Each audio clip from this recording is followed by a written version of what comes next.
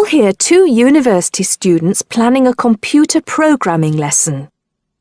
First, you have some time to look at questions 1 to 4.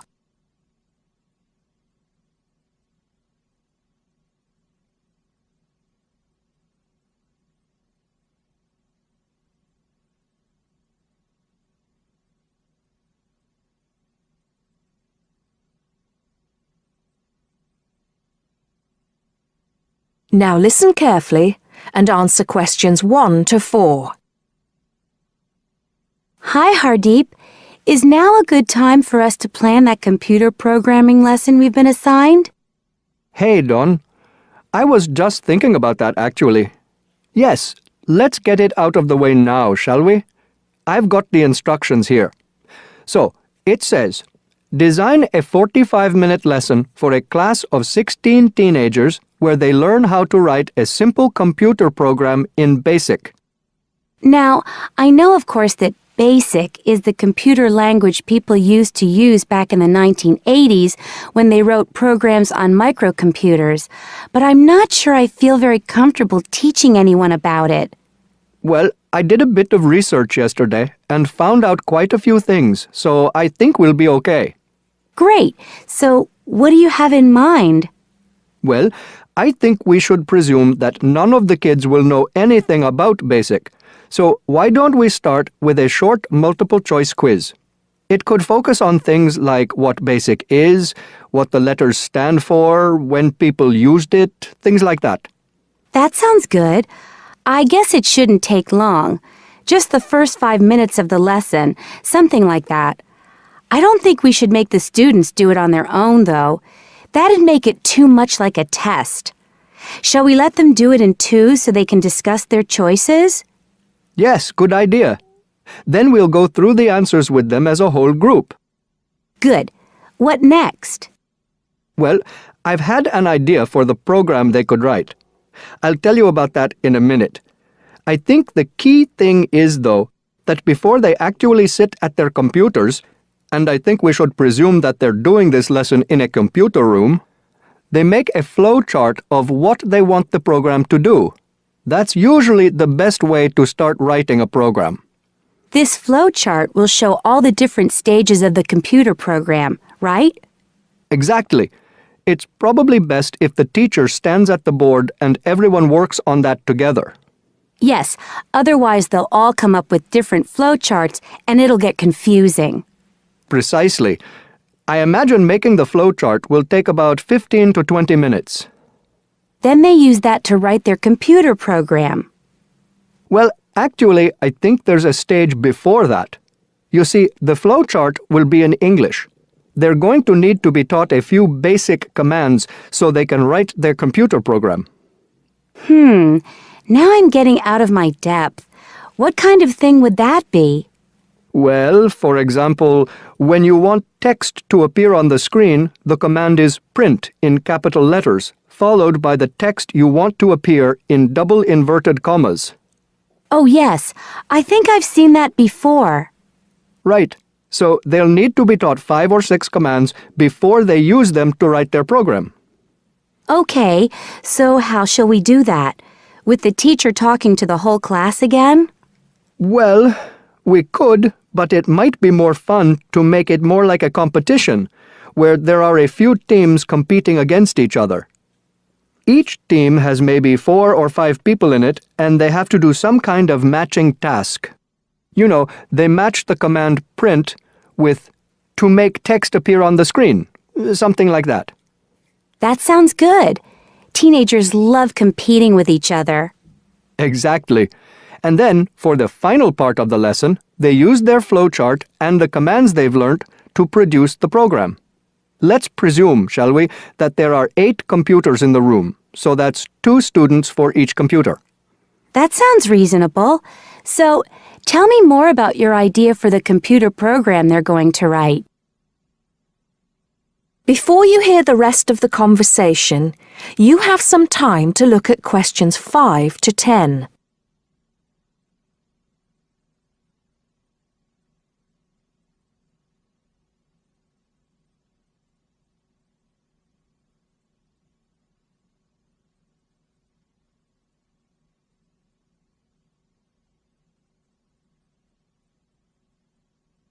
Now listen and answer questions 5 to 10. Okay, so it's a very simple program. I've actually written it down here so we can go through it together. Okay, so the first line says 10 CLS. What on earth does that mean? Well, every line of a basic computer program starts with a number. They usually go up in tens, so the first line is 10, the second 20, and so on. And CLS is the command we use in BASIC to clear the screen. Oh, I see. So that's just telling the computer to start with a blank screen. Exactly. Then we move on to the next line.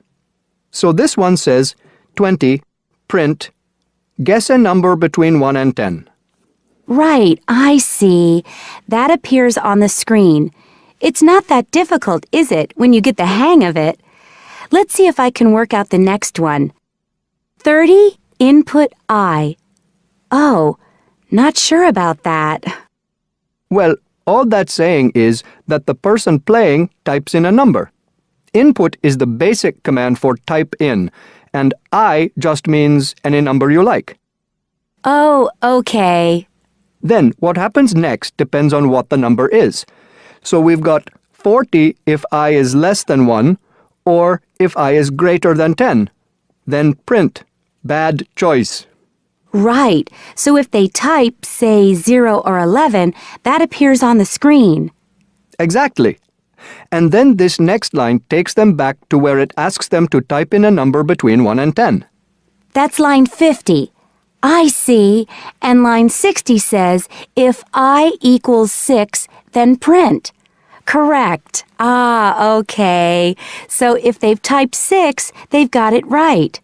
And if they haven't typed 6, which is the next line, then try again comes up on the screen, and that takes them back to where they choose another number. It's clever. Well done.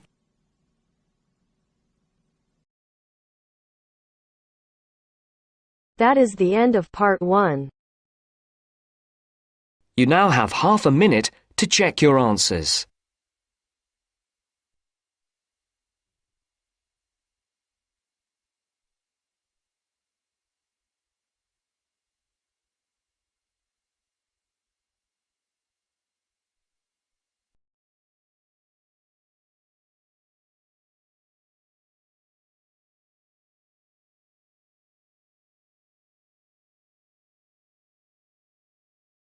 Now turns to part 2.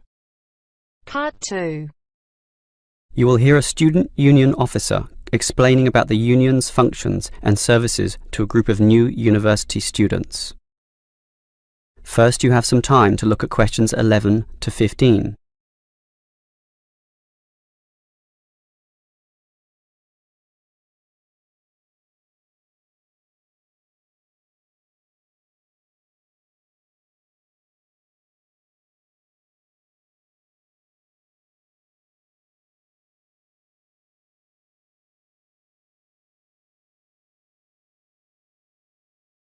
Now listen carefully and answer questions 11 to 15. Hello everyone. Now here you all are, new university students. And the first question you probably have is, what is a student union? Another question is, do I have to join? Well, regarding this second question, let me say that membership used to be compulsory in the past, but that did cause some controversy, particularly from students who wanted to remain free and unaffiliated, and this university responded. So, joining up is no longer compulsory. It's totally up to you, although I'll admit there is a fairly strong obligation to join, since all students benefit from the large variety of services that we offer. We do understand, however, that many might be unwilling to join because of a supposed political slant to the union. Traditionally, student unions have been seen as being dominated by the left, and I suppose that's still true to a large extent. Here, however, at this university, our union discourages such one-sided viewpoints, and students across the whole political spectrum are welcome.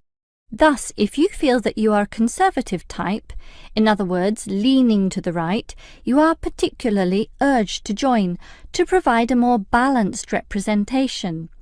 Now, let me move back to the first question. What are we? We are a formal organisation, but totally independent of the educational body. We make our own rules, rent our own premises, and organise ourselves as we wish, and our mission is basically to help you. For example, do you remember how you all arrived in late February to have an orientation week? That gave you an invaluable induction into life here, right? Well, the Student Union organised all the festivities at the end of that. The barbecues, partying and drinking, and even the musical entertainment as well. We'll do that again on occasions, and as always, those events take place on the football ground. Now, do you have any questions before I move on? Before you hear the rest of the talk, you have some time to look at questions 16 to 20.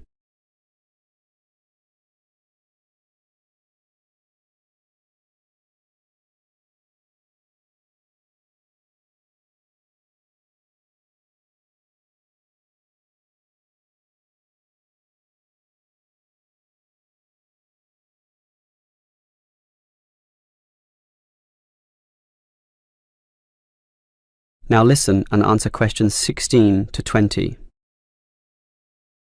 Now, let me tell you more about the Student Union and its basic functions. In general, there are three: social, organisational, and representational. Let's look at the first one. Basically, the union provides many social outlets for you to relax and have a better life at university. If you go to our union office, you'll find a list of the many clubs and societies we have, where you can make many friends with people who share a common interest. So, after class, sit with them in the cafeteria and discuss whatever takes your fancy. We also maintain sporting facilities and even our own gym, allowing you to relieve some of that pressure and worry after a particularly hard session in the classroom. And we have some small shops and other places where you can buy clothes and sporting gear, in other words, some retail outlets. And if you flash your Student Union card, you'll get up to 20% discount at the bookshop. But unfortunately, there are no discounts at the union cafeteria. Sorry, no cheap cappuccinos. Finally, there's a Student Union newspaper, and you're welcome to contribute or put in advertisements if you're buying and selling goods or textbooks. You can also place notices of a more personal nature on the notice board of the union office itself. All right, let's move on to our more serious functions, which are helping you get through life here, as well as representing you in times of trouble. Regarding the second issue, if you have a problem or a grievance, or if you feel under pressure or depressed for reasons both inside and outside the university, for example, perhaps a dispute with your landlord or the people in your local gym, then come to us. We have a range of counsellors and helpers, and even some lawyers, who you can meet in the conference room. So just sip a cup of tea or coffee with them and tell them your troubles, and they'll be all ears. Basically, there's every reason to join the Student Union, since whatever you need, whether it be social or representational, we will help you.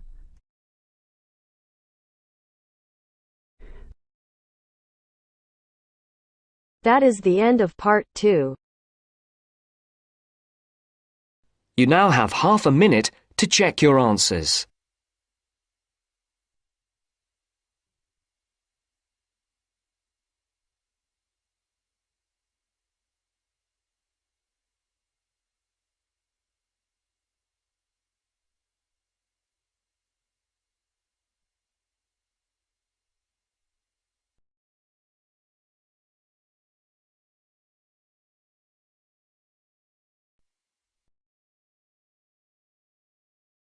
Now turns to part 3.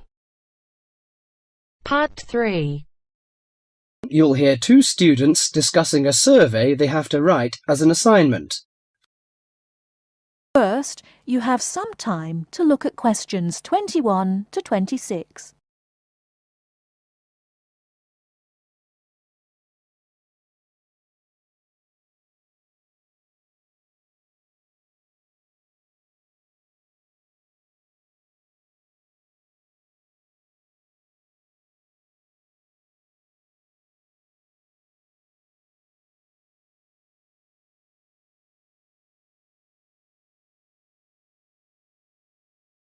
Now listen carefully and answer questions 21 to 26. How is your market research project going, George? Very well, actually, Anna. I've just got the results of the survey back, and so now I have to draw some conclusions from the information I've collected. That's good. I'm still writing my questionnaire. In fact, I'm starting to panic, as the project deadline is in 2 weeks, and I don't seem to be making any progress at all. What is your topic? Forms of transportation in the city. What about you? I've been finding out people's attitudes to the amount of violence on television. That's interesting. What do your results show? Well, as I said, I haven't finished writing my conclusions yet, but it seems most people think there is a problem. Unfortunately, there is no real agreement on the action that needs to be taken. Nearly everyone surveyed said that there was too much violence on TV. A lot of people complained that American police serials and Chinese kung fu films are particularly violent. The main objection seems to be that, although a lot of people get shot, stabbed, decapitated and so on, films never show the consequences of this violence. Although people die and get horribly injured, nobody seems to suffer or live with the injuries. Any children watching might take the heroes of these programs as role models and copy their behaviour. So, what did most people suggest should be done? A lot of people were concerned about how these films affect children. They are particularly worried that children will try to behave like the stars. The survey shows that violent programs should be broadcast after 10 p.m, when most children are already in bed. There is also a significant minority of people who feel that violent films should be banned altogether. Or how did people feel about the violence on news broadcasts? Most of the responses I have looked at have felt that violence on news broadcasts is more acceptable, as it's real. Although it's unpleasant, it is important to keep in touch with reality. Still, many people thought that it would be better to restrict violent scenes to late viewing.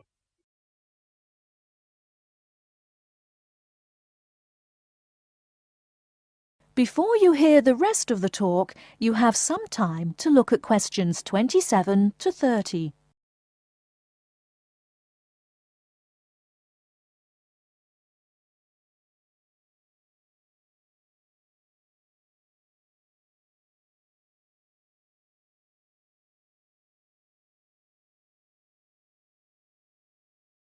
Now listen and answer questions 27 to 30.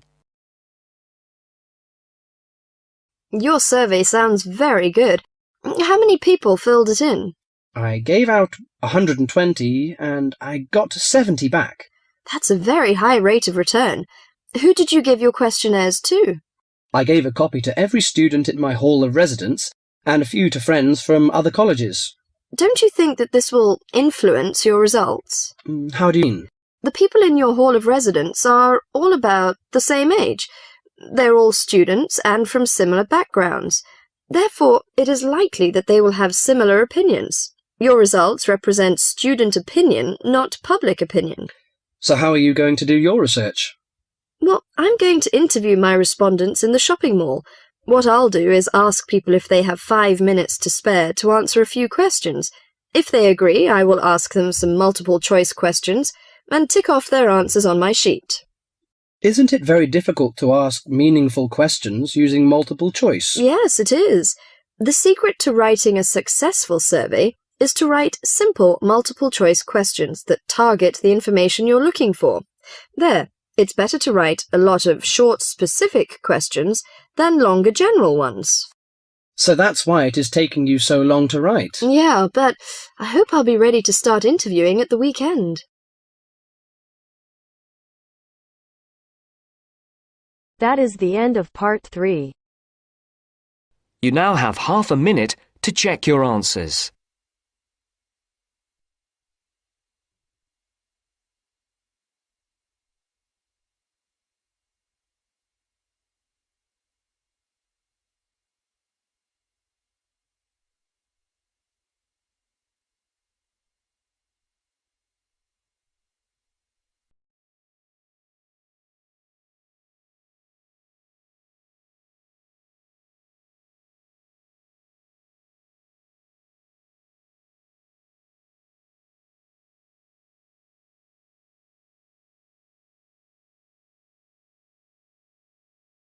Now turns to Part 4. Part 4. You are going to hear a talk on two famous American presidents. As you listen, fill the missing information in the notes below. First, you have some time to look at questions 31 to 40.